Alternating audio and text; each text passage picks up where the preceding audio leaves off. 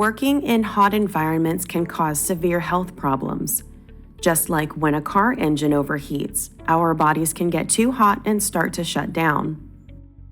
The purpose of this training is to provide information on heat stress and prevention to ensure the safety of all workers. This training provides an overview of what heat stress is, the health effects, how to respond to heat stress, and prevention techniques. People generally think of heat stress in outdoor operations, such as agriculture, construction, landscaping, mail and parcel delivery, and oil and gas workers. But hazardous heat exposure can also occur when working indoors. Indoor operations affected by heat include bakeries and kitchens, laundry services, electrical and utility workers, iron and steel mill and foundry workers, manufacturing and warehouse workers. When we are exposed to excessive heat, and often in combination with physical activity, the body loses its ability to regulate its internal temperature. The body temperature rises rapidly, the sweating mechanism fails, and the body is unable to cool down. Each worker should understand their own level of risk. Risk factors include lack of acclimatization and how your body copes with heat, poor physical fitness or an unhealthy weight, age, the flu, lack of sleep, and other minor illnesses, the use of caffeine, drugs, and alcohol that can cause dehydration, those who have previously had heat stroke or are susceptible to heat stroke, and the use of some medications. Effects of heat stress can be a matter of life and death and range from a heat rash to heat stroke. Oftentimes, we don't notice the signs and symptoms of heat stress in ourselves, so it is important to be vigilant of coworkers and aware of your own body's response to heat. A heat rash occurs in hot and humid environments where sweat is not easily removed from the skin by evaporation. Symptoms include clusters of red bumps or blisters, usually on the neck, upper chest, groin, behind the knees, and in elbow creases. When complicated by an infection, the rash can be so uncomfortable that it prevents sleep and impedes performance. This can be prevented by resting in a cool place and allowing your skin to dry. Powder may be applied to increase comfort. Heat cramps are painful spasms of the muscles caused by low salt levels.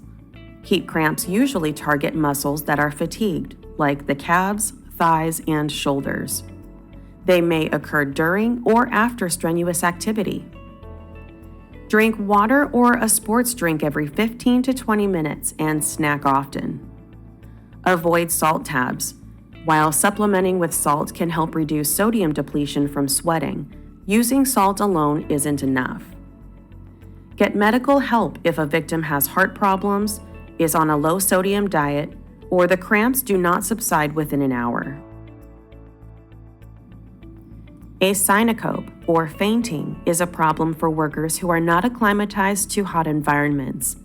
They may experience dizziness and lightheadedness during prolonged standing or suddenly rising from a sitting or lying position. Victims usually recover quickly after a brief period of lying down. Slowly drink water, clear juice, or a sports drink. If a fainting victim does not regain consciousness within a couple of minutes, has a history of medical complications, is pregnant, or faints repeatedly, call 911 immediately. Moving around rather than standing still will usually reduce the possibility of fainting. Heat exhaustion is an increased response to the body's excessive loss of water and salt. Symptoms of heat exhaustion include headaches, dizziness or lightheadedness, fainting, heavy sweating, weakness, mood changes such as irritability or confusion, and nausea or vomiting. Someone who is experiencing heat exhaustion needs to be removed from the heat and allowed to rest in the shade. Remove unnecessary clothing, including socks and shoes. Use cold compresses on the wrists, neck, armpits, and groin.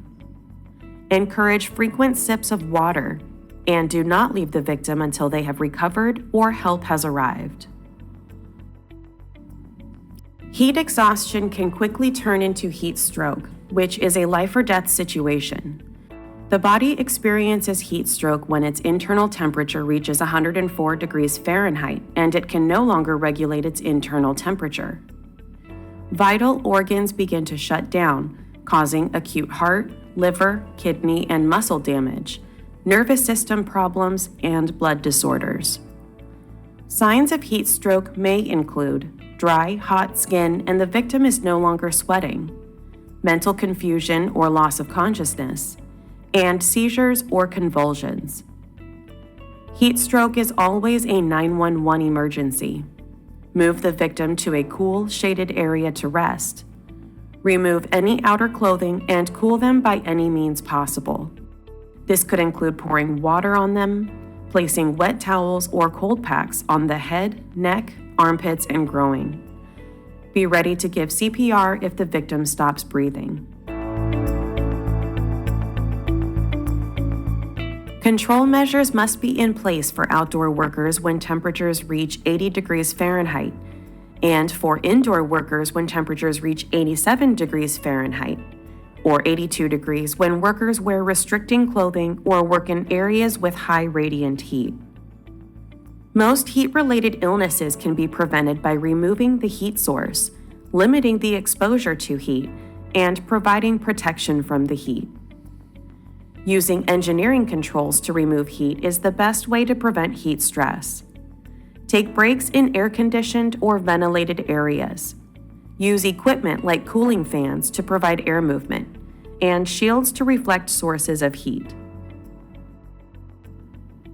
An emergency plan should be in place that specifies what to do if someone shows signs of heat stress and ensures that medical services are available if needed.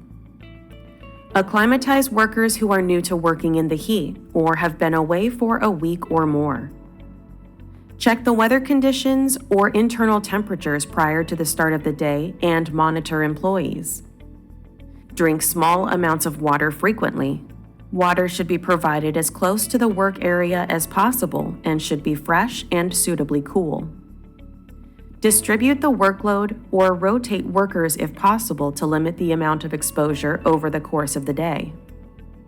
Physical demands should be reduced or scheduled for cooler times of the day. Take breaks often in the shade or a cool, ventilated area to allow the body to cool down. In some situations, it may be necessary to use PPE to cool the body. Use water or air-cooled garments like vests and neckties, and reflective clothing and accessories. Pop-up tents provide shaded rest areas, and reflective umbrellas provide protection while on the move. Acclimatization is our body's ability to adapt to working in a hot environment. Initial benefits occur within a few days. Longer-term benefits take a few weeks of exposure in a hot environment. Acclimatization can be lost quickly, for example, over a long weekend. Loss of acclimatization due to short absences, such as 2 days or less, can be made up quickly, but longer absences take up to a week to be made up. Often, outdoor workers are considered not to be acclimatized because they don't work at high enough temperatures for long enough. There are different acclimatization regimens for workers who have experience working in hot environments and those who do not. The regimen is based on increasing the level of exposure to the hot conditions over a period of 1 week. As indicated previously, if a worker has a break of more than 3 consecutive days following acclimatization, they will need to become re-acclimatized, and the regimen for experience working in a hot environment would need to be used. Supervisors have additional responsibilities when it comes to ensuring their workers are safe. Supervisors must ensure their workers are aware of the heat stress prevention plan and are trained on the symptoms of heat stress and appropriate first aid procedures. Workers should not be authorized to work without completing the proper training. When outdoor temperatures hit 80 degrees Fahrenheit or 82 degrees for indoor workplaces, supervisors will ensure there is shade or a cool-down area is provided. Employees will be encouraged to take preventative cool-down breaks and be monitored if experiencing symptoms of heat stress. Water that is suitably cool will be available to workers as close to the work area as possible. Supervisors will monitor the weather by calling the National Weather Service or by checking online forecasts, such as the Weather Channel. Temperatures and humidity will be compared to the heat index to evaluate the risk level for heat illness. Indoor temperatures shall also be measured and recorded. When outdoor temperatures reach 95 degrees Fahrenheit, supervisors shall ensure workers are monitored for signs and symptoms of heat stress. This could be a mandatory buddy system or someone directly observing employees in groups under 20. Should an employee experience symptoms of heat stress, supervisors shall ensure the sick worker is taken to a cool area to rest, provided sips of water, and monitored for symptoms of heat stroke. Should the symptoms not go away, supervisors will ensure emergency services are called. The worker shall not be left alone. Finally, supervisors must ensure all heat-related illnesses are reported to management as soon as possible.